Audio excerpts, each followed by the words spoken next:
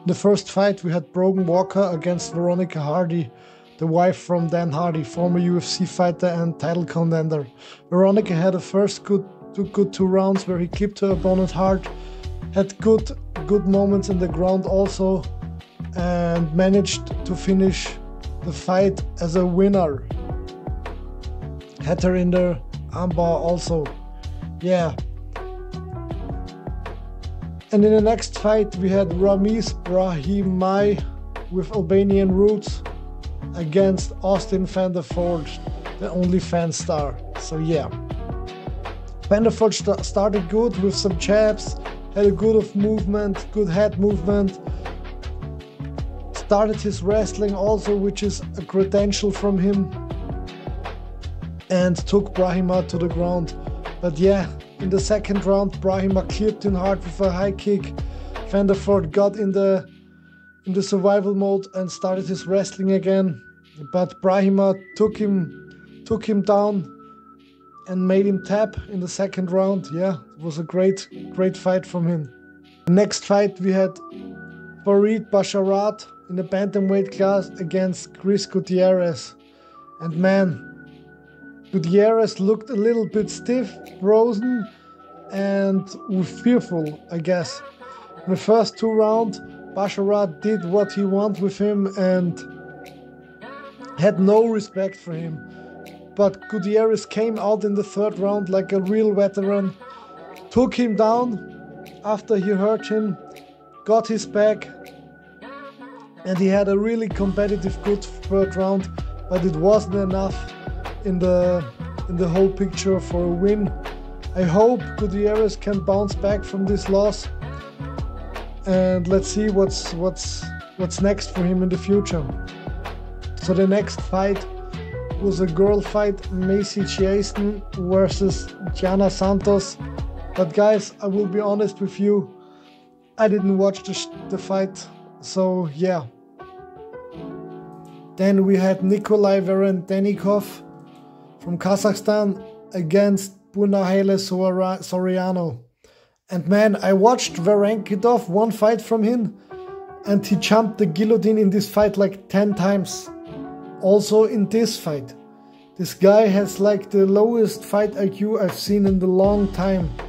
Every time the guy Soriano shooted on him, Veredenikov took his chance and jumped for the gilly. Yeah, really, Dustin Poirier style. He jumped for the fucking guillotine like several times in every round. He didn't even try to sprawl or do anything against the takedown other than, yeah, crank on the neck. He did manage to get on top on this, but yeah, as you can see, he fucked it up seconds later. And in the 3rd round, again, Veredenikov jumping for that gilly all day long. In the start on the 3rd round, here we can see cracking that neck on that Soriano guy. He also really had him in trouble and had him like, I don't want to say hurt, but he had him tired. In the next fight we had Edmund Shabazian versus Andre Muniz, the Jiu-Jitsu master. And man, Edmund looked good. First good impression from him in a long time. Muniz is a dangerous guy, stiff on the feet but dangerous on the ground.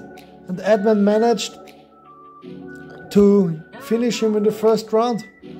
Bounced his head off the canvas and took a clean finish home. Congratulations to Shabazian. Always good to see this young prospects from yesterday bouncing back. Then we had Jakub Wiklacz against Patchy Mix, and man, it was like the boring fight of the card. Really, nothing really happened on the ground, nothing really happened on the feet. It was like a good technical battle on the ground. Several reversals from both guys. No clear winner. But man, Patchy Mix was a Bellator champion, and I didn't see this in this fight. And yeah, he took his 2nd loss in this one. After this we had Yo Sang Yo. I never heard from this guy before.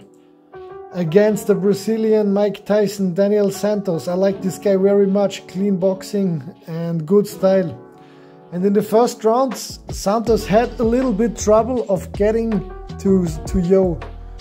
But he managed to box his way in, box and weave his way in.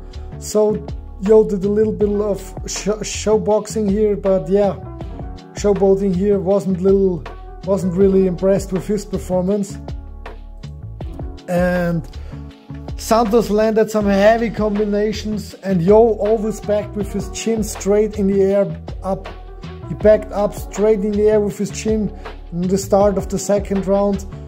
Santos clipped him with a beautiful combination and finished the fight early. Then we had Preston Wines, I never heard of this guy, against Atepa Coutier, the murder of Robert Valentine, the Viking.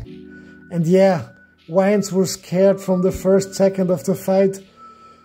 He crumbled under the pressure from Gautier, and it doesn't took long, I guess 1 minute or 1 minute 30, when Gautier clipped him for the first time with a knee. And after this, it only got the downwards for Wines, and Gautier got the finish early and could collect another clean TKO finish for his record. And yeah, let's see what's happens next with him. I like his style very much. And let's see, yeah guys. The guy was frozen after this fight. Then we had Joe Salty Piper against Abus Magomedov, the guy from Germany, Dagestan from Germany. And yeah, what can I say? Abus took the first round solid. He really made Piper pay for his words. And it looked like a clean sweep from Magomedov. He really crumbled his eggs on his face, heading him in a good submission. But round 2 starts and Piper came out swinging on Magomedov. Magomedov got down. Piper took his back, took his time, and sinked the rear naked choke in and made Magomedov tap. Yeah, couldn't believe this. But it was the second time after the Strickland fight. Congrats to Joe. Then we had Josh Emmett against Yusuf Salal. And I hate to say it, man, Josh just hang it up. It was really sad to see. He's just not in his level anymore, and I don't think he can really compete with the top 15 guys. And at 40 years old, you just should hang it up. And had a great career, Josh Emmett. And after this, guys, we had the first really thriller, Khalil Roundtree Jr. versus Fury Prohaska. And man, this fight was nuts. In the first 2 rounds, Khalil really pieced Fury up. Everything that he throwed connected, and he made Fury miss. He made him pay. He even got a good leg kick in that crumbled Yuri's leg to the shatters, man. Here you can see Yuri had a really hard time walking on the first round. In the second round he got a little better, but yeah, the Roundtree still got the better of him. On the end of the second round, but you can see that Yuri is turning up a little bit. Khalil looked a little bit tired, still connected good in the third round. But at some point, you saw that Yuri is turning it up and Khalil couldn't take it anymore. He fought back like he fought against Alex, but it was too much. It was like he couldn't handle the pressure that Yuri gave him. And was also really hard to see because Khalil is such a classy guy, and see him taking this kind of damage was hard for me, and I guess hard for everybody, but everybody was also happy for Yuri. Let's see what's next for Yuri. Then we had the first title contender match, Corey Sandhagen against the champ Merab Dvalishvili. And yeah, what can I say? It was a great fight. Sandhagen really looked like he had a game plan. Like you could see in his eyes, you can see he had something in his mind, but he couldn't really perform like he wanted, I guess. But it still was a great performance.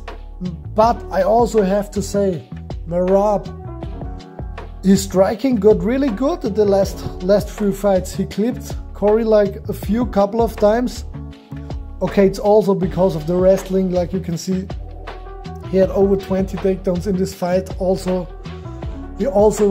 What can I say? We also can say that he won every round pretty clear, other than the maybe 5th round. You can say maybe, but still was a clean sweep. Sandhagen did his best. He fought back.